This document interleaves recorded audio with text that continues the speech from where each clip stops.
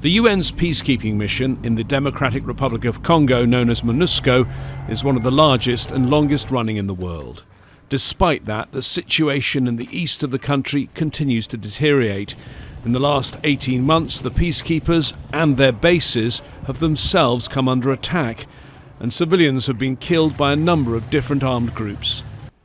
Last week, when the president of DRC, Felix Tshisekedi, addressed the UN General Assembly, he accused one of those groups, known as M23, of being a proxy force of his country's neighbour Rwanda.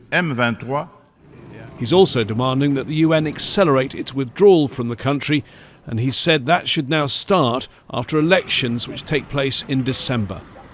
This timeline is challenging for the UN and its special representative in DRC, who's been briefing the UN Security Council. The government now wants you to speed up the plans for the withdrawal of your mission. Do you think that is wise, given the situation on the ground is only getting worse? The government has made a decision. The decision has been communicated to the Security Council. It's now up to the Security Council, in a dialogue with the government of DRC, to decide what is the best way.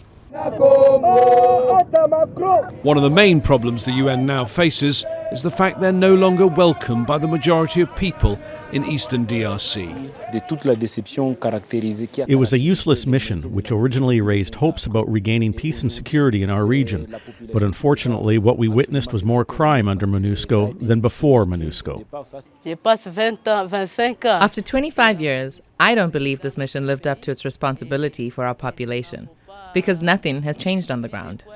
UN peacekeepers have been stationed in the Democratic Republic of Congo for almost a quarter of a century. I'm told now there's an acknowledgement even at the highest levels of the United Nations that the status quo cannot continue. But the withdrawal of the peacekeepers would be difficult and could lead to an even more dangerous situation on the ground. James Bayes, Al Jazeera, at the United Nations. Thousands of migrants are continuing their journey from Mexico. Make sure to subscribe to our channel to get the latest news from Al Jazeera.